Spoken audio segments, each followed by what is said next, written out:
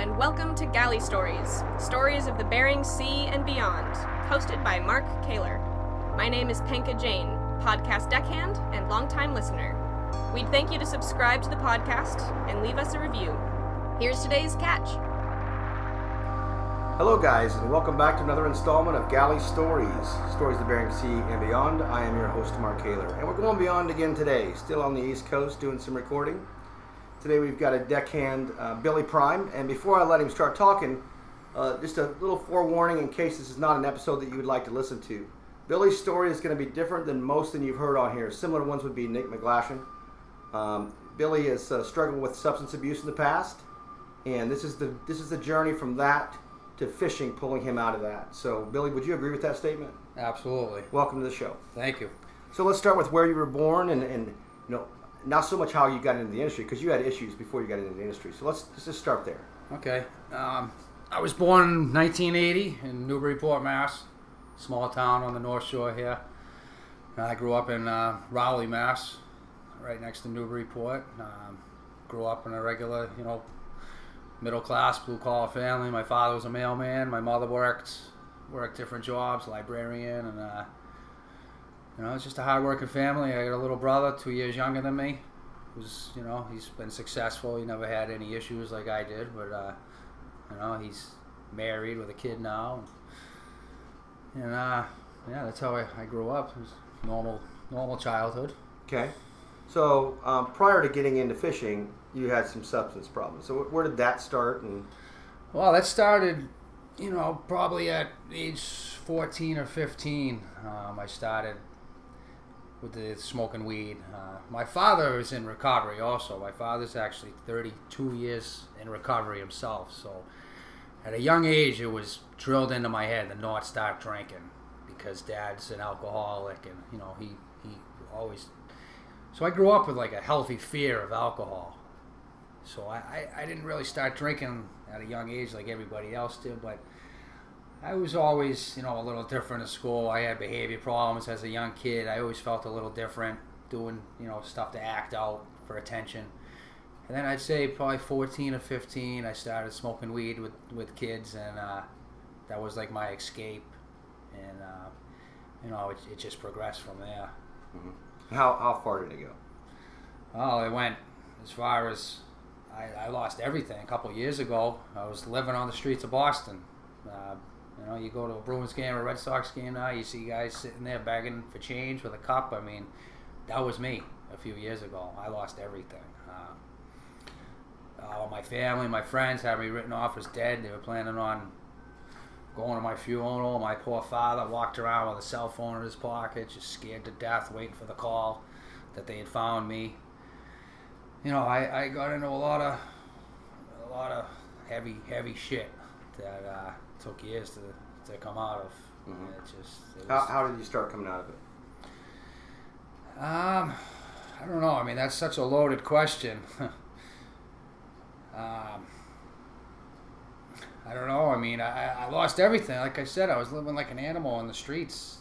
And I can't tell you the difference between my last time trying to get sober and the 50 times before that. I can't. There's not one single thing I can point my finger on. It's just, I'm in a fellowship that I go to for help.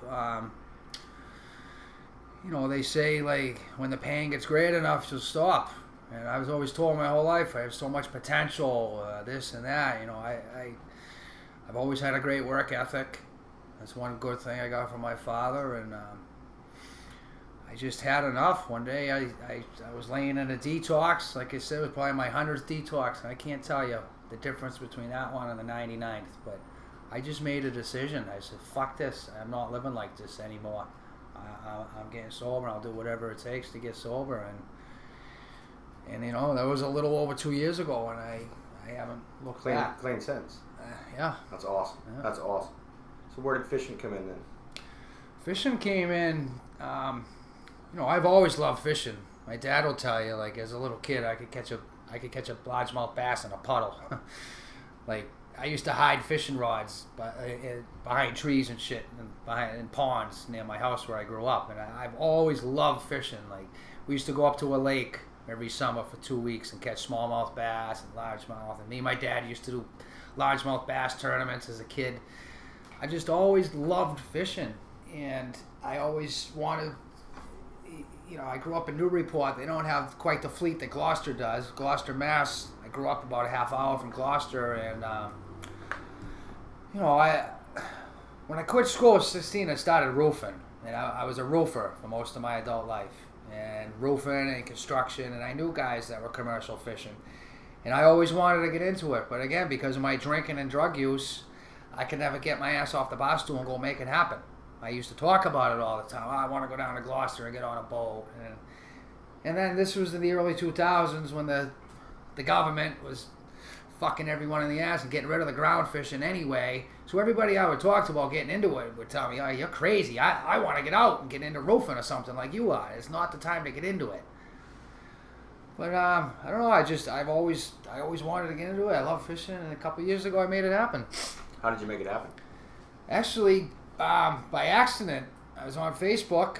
A friend of mine, Will, who's a fisherman, he sent me like a screenshot of a Facebook post. This guy Russell, who I believe you'll be speaking to, was looking for a deckhand on a small dragger, medium-sized dragger, So I called Russell, or I sent Russell a message, and I told him, I said, I love fishing. I'm a hard worker. I have very little experience. Going back to like 2014, I did 2 or 3 months on a day lobster boat for a kid. And so I explained my experience to Russell, and I said I'd love the chance to go on a trip. And Russell said, "Yeah, we're leaving Wednesday. We'll be back Saturday. If you want to show up." He told me where the boat was, down the State Pier. I knew exactly what boat it was. And I showed up on a Wednesday, and that was a whiting trip, and it wasn't that great a successful trip, but I made it. We got back in. Russell asked me, "So, you staying?" I said, "Absolutely." And I fished with Russell, and that's how it started. And Russell's great. I couldn't have asked for a better captain to break me into the industry.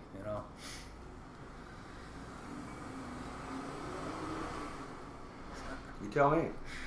I mean, yeah. Was this helpful in your recovery?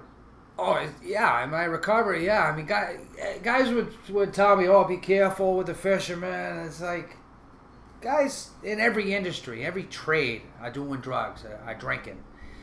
I was on deck with one guy, and what he does is his business. He wasn't doing anything on the boat with me.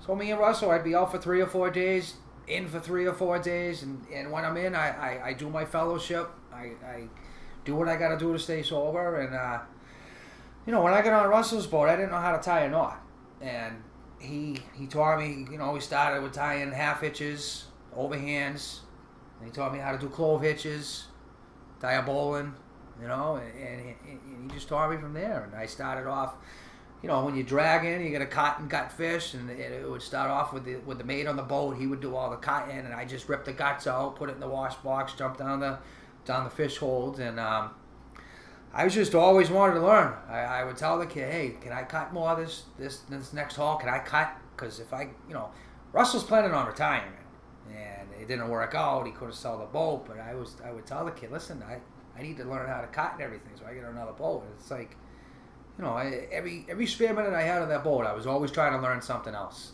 I had to do, a wheel watch because there's only 3 of us, and he would set the autopilot, and I'd take the boat out to the fishing ground 6 or 7 hours. And then those 2 would take the wheel back and forth during the trip.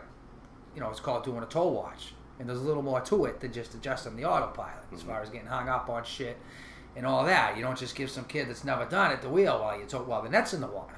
So rather than sleep, I'd go up to Russell. I'd be, "Hey, show me what you're doing during a tow watch. I want to learn this." And I don't know. Russell was awesome. Like I have a deep faith in God, my higher power, and I believe everything was just setting path for me, and I believe, because a lot of guys don't have the patience that Russell has, and Russell loves to teach, and he kind of just took me under his wing, and went from there.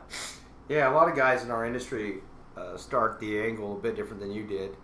A lot of guys start fishing, gain the problem, gain the addiction, Right. And at some point there, it either ends their career or they choose to get clean. And it's as many of them out there. Nick McGlashan, another great success story. Yeah, I follow them on TV. Yeah, I love to meet him. Great success story. He's been on the podcast. I encourage you to listen to his. But so you're coming at it from a different angle where it's almost that the fishing side is helping you stay and keep your sobriety. Absolutely. And it sounds like it does that, or at least when it did with Russell, 3 days at a time. Mm-hmm. And then you reached out on those other 3 days for your fellowship group. I assume is AA or another something like that. Yeah, a couple of different groups. So again, you're coming at it from a different angle, you had the problem that you got rid of to get to the fishing portion. So what did you do after Russell's boat, or have you done anything since then, or still on Russell's boat? Well, yeah, I mean, I'm still in contact with Russell. He'll be a friend for life. I'm planning on. I want to learn how to mend net from him. A lot of the old guys either don't want to teach it or they don't have the time to teach it. So I'm planning on going to Russell's backyard. He's got a pile of old net. He's going to teach me how to be a twine man. And after Russell's boat last year, I always wanted to experience Alaska. It's been a dream since I was a young kid, long before that show was on air. I wanted to fish Alaska. I've read books about it and everything. So Russell was planning on retiring at the end of last fall when ground fishing was over. So I reached out to a mutual friend.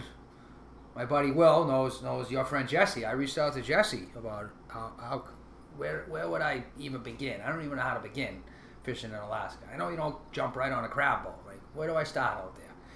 And Jesse hooked me up with Rachel from Trident Seafoods, the HR lady from Trident.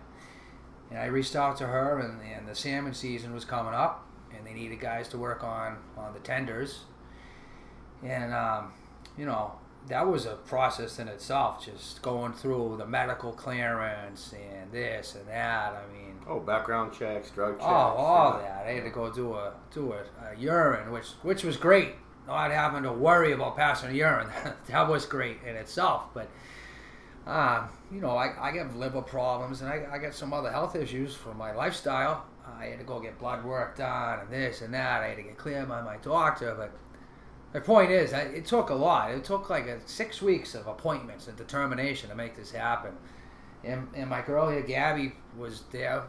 As much as she didn't want to see me go to Alaska for 3 months, like, she never tried to talk me out of it. As a matter of fact, when I was ready to say, fuck this, like, I ain't doing no more appointments, this is crazy, jumping through, she encouraged me to keep going. She wanted to see me live my dream and go fishing in Alaska, so...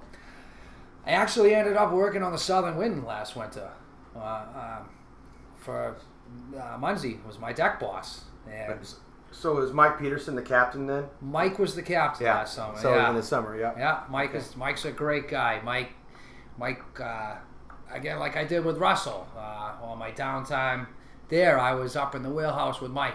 He was starting to teach me how to read charts, how to set a course, variance and deviate, all that stuff, which we had the Chapman book out, and he was highlighting and like telling me, all right, this is the shit that's never gonna come into play. Like, he told me what to read, and Munzie too. Munzie taught me a lot. I'm good friends with Munzie to this day. I talked to Munzie yesterday after I listened to his podcast. Munzie is an unbelievable engineer and fisherman. He loves little small puppies, right? Yeah, I believe it. Yeah. That's a joke for Muncie when he listens. He'll get a kick out of that one. Yeah. Munzie's a great dude, and me and Munzie kind of hit it off right when I got there. We both got that strong accent. I've been told, even in Massachusetts, I've been told I got a strong accent. He still has it. He's living up in like Homer, Alaska. Yeah, he's in Homer right now. Yeah. Yep. So Southern Wind. Back to Mike though, real quick. Yeah. Peterson. He's actually a very skillful captain to learn from. He's super safety oriented and loves sharing knowledge. He does. He's a great boat operator. And Mike really is. I compared him. I told him about Russell, and he was very similar to Russell in that way, where he liked to share his knowledge. He liked teaching. He was trying to guide me in the right direction. One thing I'll remember from Mike, and it's in my head. It goes through my head once a week or so. Mike's thing was be professional, Billy. There's a lot of, fucked up guys in this industry. And there's a lot of boats up here, and be professional with everything you do. be neat, just be professional. He repeated that to me over and over. And it makes sense. Make yourself stand out from the crowd. He is very professional. Yeah, Mike's a great guy. So tendering on the boat, let's talk about that experience. So let's talk about the experience of flying out and never have being there before, and how did all that go? It was unbelievable. I hadn't flown since 2003. Went to Ireland, and flying.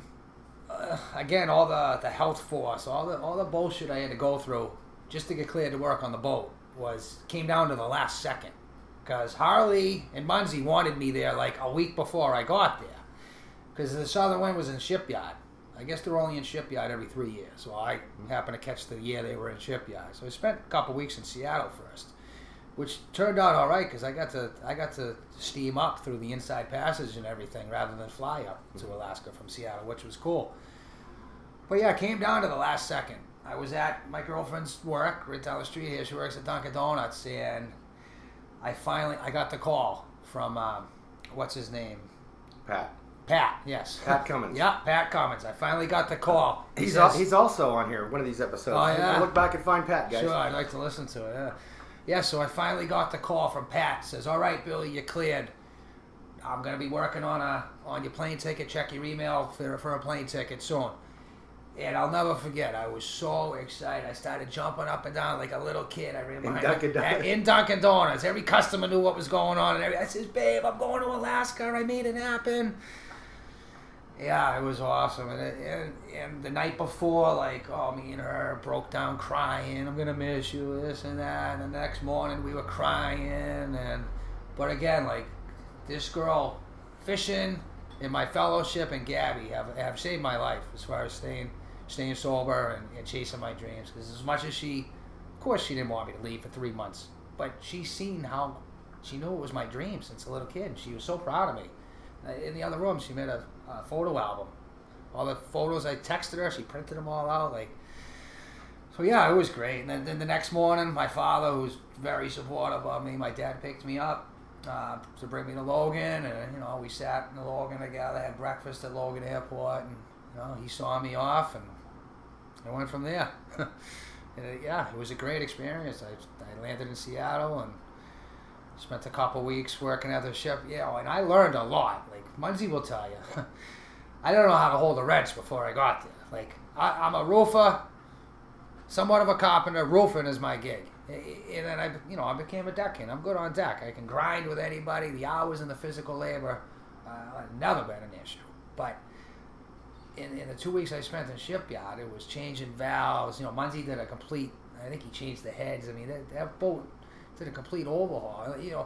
I'll never forget when I first got there. Munzie handed me a couple wrenches and one of them big, huge valves.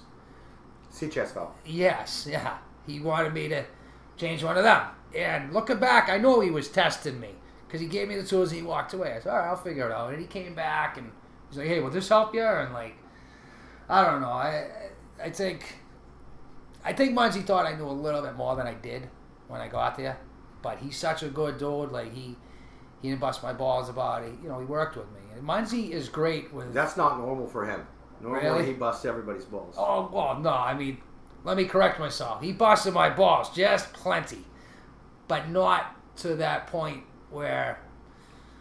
I've told other people, Munzie's a master at, getting the best out of people. He'll work with your strengths and work with your weaknesses. And a lot of other guys will prey on your weaknesses.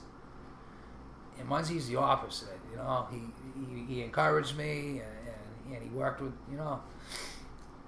So let's talk about that trip from Seattle up to Alaska, because a lot of people pay thousands of dollars to take that trip. Yeah, like I was telling her and my parents, it's I said just that. I'm like, people pay to do this, and I'm getting paid. This is unbelievable. The inside passage was beautiful. That's incredible. I mean, I spent more time on that boat when we were steaming. I'd go up on the bow or out on the back stern and just sit there and just look around and say my prayers and just thank God. This isn't supposed to be happening right now. I didn't get too deep into my story with Mike as far as where I came from, how low I really was. Munzie, I got a little more personal with. But, like, I just kept thinking, like, if these guys only knew, like, where I came from to where I'm sitting right now, it's just, I just have a whole new appreciation for life. Yeah, I think that no one, and I can speak from experience in the sense that I don't think anyone would hold it against you, your past. Right. With our industry and the people we work with, everybody's got a past of some kind. Sure. And it's where you're at now. Yeah. And it's what you're doing now. Sure. And like I always say, and the people that do judge me and hold me for my past, they're not the people I need in my life anyhow. You know? At the same time, there's a fine line between when you meet somebody, you don't have to indulge. Like, oh, yeah, I'm Billy. I'm 2.5 years sober. 2.5 years ago, I was living under a bridge shooting dope. Like, you don't have to get into all that. Right. It's use some common sense as well. Let somebody get to know you a little bit. Make their judgment. Let them see how I live my life now. And then decide how deep into your past you want to get with people. But that being said, I do put it right out there when I get on a boat. Or when I get in any new situation.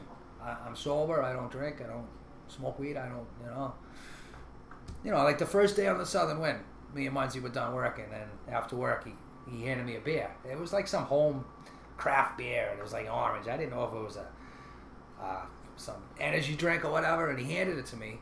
So we were done work for the day. I lit a cigarette, and I go, "This ain't a beer, is it?" He's like, "Yeah, it's a craft beer." I said, "Oh, no, I don't drink." He's like, "Oh, all right, cool." And he put it back, and I grabbed a Red Bull, and that was it, But, yeah, I mean, I put it out there. I don't... So let's talk about the Alaska experience. You get up, you guys are tendering probably that big of a boat in the Nush or in Prince William Sound. Right. Yeah, it was cool. I mean, honestly, I thought it was going to be a little more work than it was. I mean, there was a lot of downtime, and like I said, a lot of it was more like the mechanical work and this and that, which isn't my thing, but I did learn a lot. But yeah, like the average day, we were on anchor watch. I do my anchor watch with this other kid, and there'd be the openers, and we'd pump fish for a few hours, and I got my routine down where stand there, push the button. Munzie would bust my ball. "Oh, you're great at pushing that button," But we take the trash from guys, and I'd ask them, "Hey, you need diesel?" And they go around the other side and fill up the diesel. And so essentially, these boats are pulling up. You're dropping a pump into their tanks. Right. Yeah. Either Munzie or the mate would run the hydros, and we'd lift up this big pump, and it would go into their tanks. And then I would see as soon as it hit their tanks, I'd run over to the pump, I'd turn it on, and it would start sucking out. Button. Oh yeah, push another button and turn the pump on. Then I'd watch the scale, and I think it could hold, excuse me, I think it could hold 3,000 pounds. You didn't want it to get over 3,000. It would come up. And some of these guys would be up top picking pinks, chums, whatever, sorting. And, when I seen it get 3,000, I'd, push the button, and yeah, I mean, it was a good experience. It was, like I said, I thought it would be more of a grind, more physical work. It was a lot of downtime. But we ate good. Munzie's a chef. I mean, I haven't eaten that good in my life for a couple of months straight. Yeah, we did a lot of pleasure fishing, Mike told us while we were still in Seattle, make sure you buy a fishing rod because there's going to be plenty of time to, we were jigging for rockfish and halibut. Did you bring any fish home? I brought a bunch of smoked salmon home. Thank you, Munzie. No halibut? No halibut, no. But we just finished that smoked salmon. Yeah, we had the, what's it called? That big metal, the smoker and the dehydrator. Mm-hmm. Like the jerky they make. Munzie made a bunch of that. I flew home. And yeah, it was great. And just to meet everybody in the industry out there and making new contacts and everything. It was. Mm-hmm. Yeah, Alaska was a great experience. Something I plan on going back to. Yeah, I was going to ask, what's your future? What do you see? Well, right now, I'm on a lobster boat out of Pigeon Cove, Rockport, which it's a great boat. The guy I'm working for is actually the head of the co-op. He's the president of the co-op. He's a very, very successful fisherman. He was a dragger before everybody got forced out of dragging and forced into lobstering.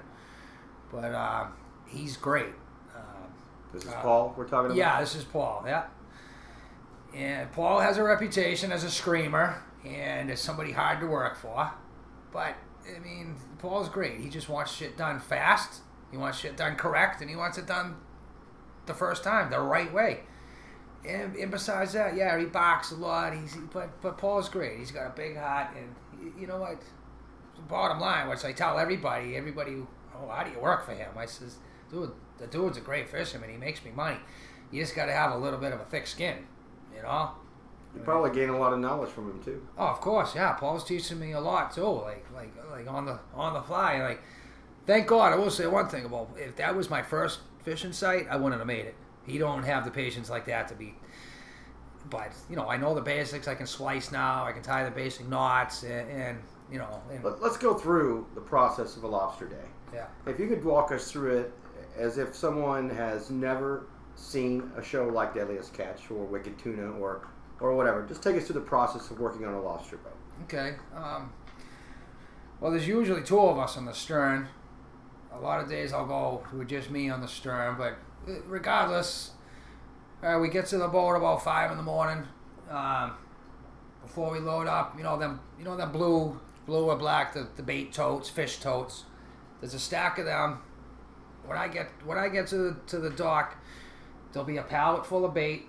We use redfish heads and herring, and there's a stack of totes. And I get there. I try to get there a little before Paul. I tote up all the bait.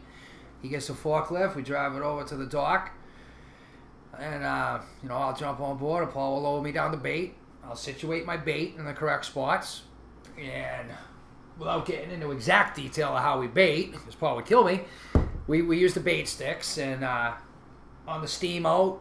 Yeah, me and the other kid, or whatever, it was me. We got about 22 bait sticks. I'll load up the bait sticks, get the traps ready to get going. I'll make sure I got my bands in the right spot.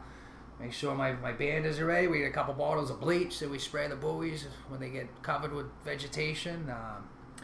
Just a little morning routine that I go through. And lobster is very repetitive, and it's routine. I'll switch over from the deck hose to filling up the tank. I go inside. I get the tank ready to go, and right now the gear's not very far offshore. So I mean, at the most we got 45 minutes. We're on the gear, and then I'll grab the gaff. Paul will say, "Coming up." I get the gaff, and I got to gaff the buoy. Either. Now these have been setting out from the day before.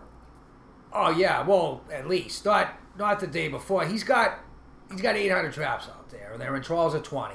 Sometimes 10s if we're inside on the beach or whatnot. There's certain areas where I don't even think it's law. You said you're loading up in the morning and baiting up. Yeah, loading up the bait stick. So I'll get all my bait ready. Yeah, you put 6 pieces of fish. If you don't know what a bait stick is, it looks like a shish kebab thing. And there's a hole in the end, and there's a string, and you run the string through the end of the stick, and you yank, and all the bait comes off, and then you wrap the line around. Then you got fish hanging there for bait. It's called a hanging bait. And it's pretty standard, all the guys, for the most part. So yeah, the traps have been in. You know, we generally haul, I don't know, if you haul on 4 nights, that's a short soak. Between 4 and 7 nights, and they'll come up 20. I'll grab the gaff, I'll gaff the high flyer. I'm standing right next to Paul. He runs the hauler. The traps will come up. If I have another kid helping me, he'll run the high flyer out back. Trap comes up. As soon as that's on the reel, I grab it from Paul. I open it. I got a gauge right on my hand. It fits around my hand. I gauge them, toss them. Right behind us is the tray with different slots, and you got to keep the lobsters all facing the right way because they'll kill each other. They bite each other. They're a pain in the ass. You can stack them 2 or 3 high, but they got to be facing the right way. So I'll do that. Then I'll slide the trap down to the other kid. He baits it, closes it, and runs it out back. And that is a very important part, stacking the traps, because if you fuck that up at all, and the ground line gets hooked up, and it takes 2 traps, it takes 3 traps, then you're in a world of shit. It's a shit show. And even if you send 2 traps over at once, one of them, they're not going to land right. If one lands upside down, you ain't catching shit. And like Paul says, some guys think, I sent 2 traps over once. Oh, well, you know what? That might have cost you $15, $20. You do that 2 times a week, times a month, you're talking a couple $100 times 12 months. I mean, you cost. So that that's the thing with Paul. Very detail oriented. Just do it right, do it correct the first way, and everything's good. Mm-hmm. And yeah, lobstering's a grind. It's just. And you got to measure them, right? Is that what you were saying? You got to. Sure. Yeah, you get the gauge. Some guys hang it from their skin. Some guys. Paul, we got a little hook. Paul's got a hook because Paul doesn't gauge everything. Like, that's kind of the idea, especially if you got two guys on the stern. When we started, Paul was kind of having crew problems, I guess, because I came and it was just me that one day, and then I brought my buddy Will, and we were switching off at first. One guy, it's called backing him. Like, the captain needs a good guy he trusts backing him, because you can fuck him. You can fuck his whole operation. Paul ain't watching everything I put in that tank. I mean, you got the wrong kid doing that. You put 4 or 5 shorts, you put an egger, a couple V-notches. If you don't know what that is, you're supposed to, a V-notch. Certain lobsters, they come up with eggs and they're not notched. There's a tool they sell, and the second flipper in from the right, you V-notch it. And that means this lobster has been pregnant before and she will be again. So to, what's the word, sustain or whatever the industry, guys put a notch. And put her back in the water. And then you throw her back in the water so she can have babies again. And like, so the first couple trips, me and my buddy Will, we'd switch off, either backing him or running traps. And one day Paul told me, he's like, listen, I want you backing me. It's an important position. You're fast. I trust you. And that's, like I said, you can fucking put a guy out of business. You keep putting illegals in that tank. So it's important. What's the tank like? Is it a live tank? Yeah, it's a live tank. They're banded. I forget how many it holds. I don't know, 9, 8. I think it's an 800-pound tank, but we've had to stuff more than that. And he's got it. Yeah, it ain't that big. I mean, he can lift it on and off. He's talking about putting a bigger one on, hopefully for the fall. Hopefully we need a lot more than that. But yeah, they're live. They're banded. It's got water running through it. Little PVC thing hanging off with the water going. And at the end of the day, we take the cover off it, and I got the dip net, and we crate them up. On your way in? On the steam in, we crate them up. Yeah, we get the holes. That. Speaking of the routine, like, that's the routine. I don't ask, how many more trawls we got, and because Paul will even tell you. Like, I might tell you one thing, and my plans change. So I don't even like to tell you guys plans because I don't want you getting pissed. So I don't like to ask, but I've been with him long enough now. I know the areas we're working. I kind of know how much gear he plans on hauling. And like, in my head, I'm looking forward to when he says, all right, we got 3 more to haul. So that's the routine. Like, when we get down to that last trawl, when we got them on and getting ready to set out, I'll grab a bucket of hot soapy water. And a lot of lobster boats don't do that. They don't wash down the deck. Like, Paul, that is a beautiful boat. He takes care of it. But every day, as the last trawl's going out, I got my hot soapy water ready. I got a little toilet scrub brush. I scrub his area where the hauler is and all that shit. We wash the deck down. And I can judge by how far away we are when to start crating up. I'll go ask Paul. Paul will get there. The other thing, after every trawl, as I'm banding, I'm counting, and I give him a count. And that is to get a general idea, or exact idea, really, how many bugs we caught that day. But it's also bugs. That's what we call them, bugs. Yeah. But it's also so he knows. So a couple weeks from now, he can look. When we're hauling this trawl, he'll tell me, we had 40 here last haul. Okay, now this haul we have 35 or whatever. And he can adjust his gear. It's called working the gear. You kind of follow him, similar to crab when they're setting prospects and shit, trying to chase the biomass. It's like he works the gear like that.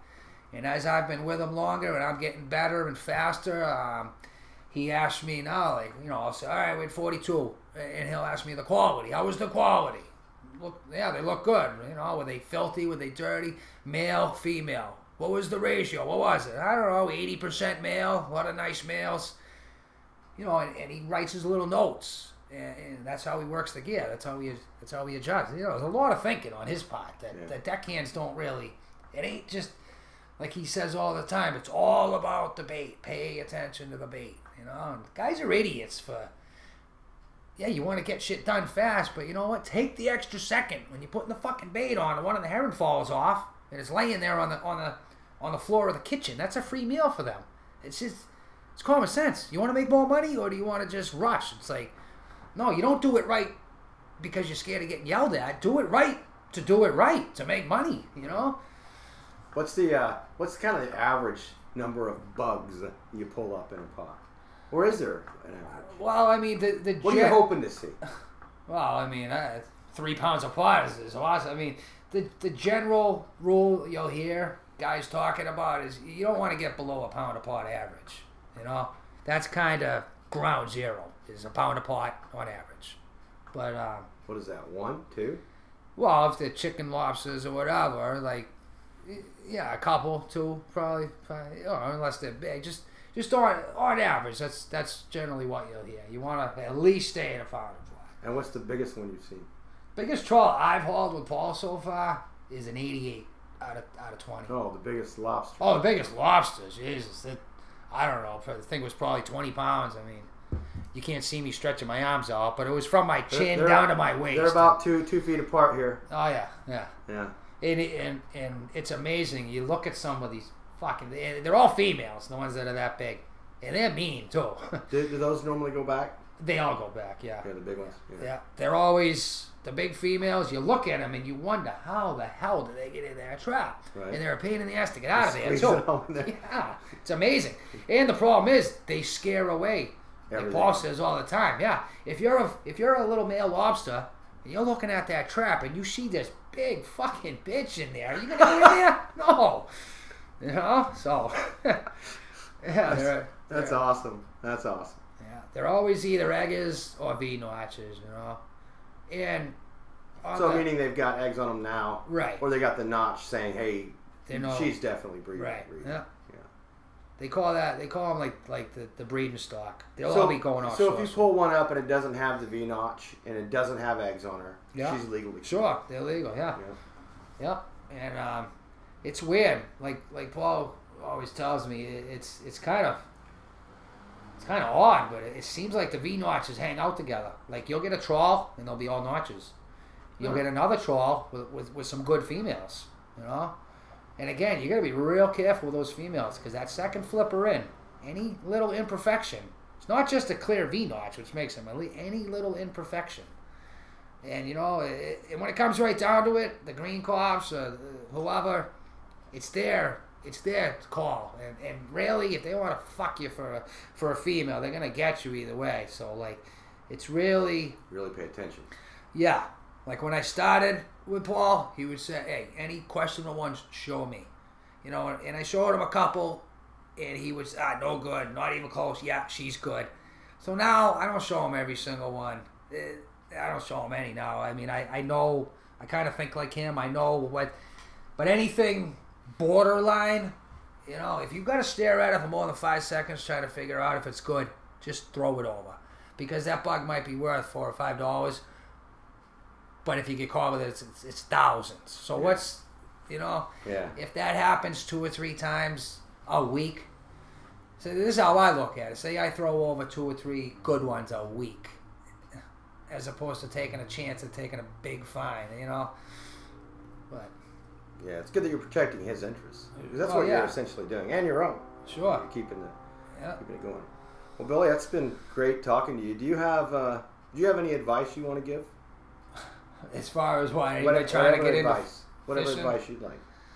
Well, I would say just follow your dreams. You know, I mean, I see kids on Facebook on these sites trying to get into fishing, and you know, guys will talk shit. Oh, you're green, you ain't gonna be able to handle it. I'd say in not just in fishing and anything in life, follow your dreams, make it happen. Don't say I can't, because this was my dream to become a commercial fisherman, and I was 2 seconds from death. I mean, I lost everything, and now I wish you guys on air could see this place. I'm living in a beautiful 2-bedroom apartment. Let's say that the sound quality you're hearing right now is probably a little different than what you're used to hearing from us guys. We are actually sitting in Billy's kitchen.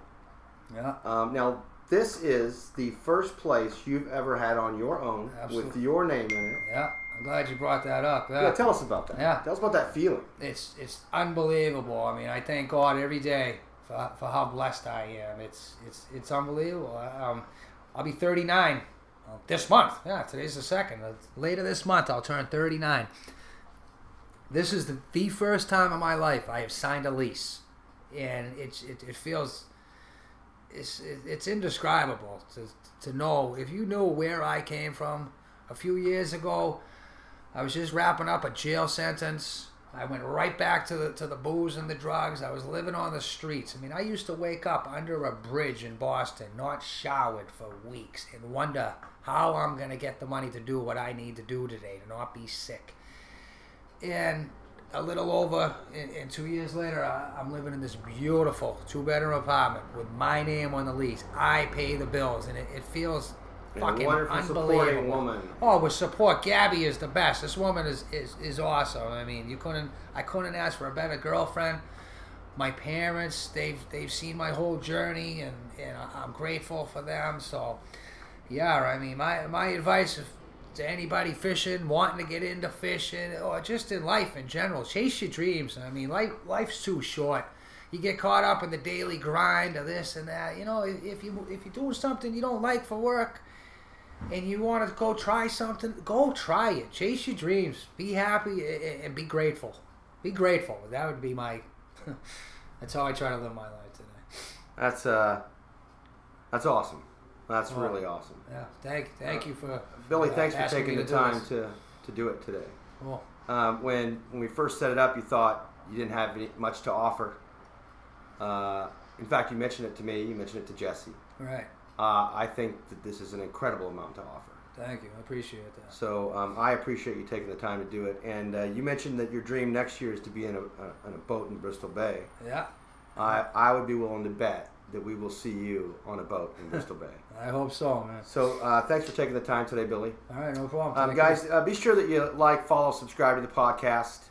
And if you really, really, really enjoy it, look at us up on our Patreon account. You're welcome to donate. We would appreciate it. Of course, not required. We don't charge for these. But like, subscribe, and comment would certainly help us. So until next time, guys, thanks for listening. Say bye-bye. Bye. Have a good day. Thanks for listening to Galley Stories. We hope you like what the net brought in. Please leave us a review on iTunes, whether you like it or not. We're not fishing for compliments. Look us up on Facebook and Twitter too, and reach out to us at galleystories@gmail.com.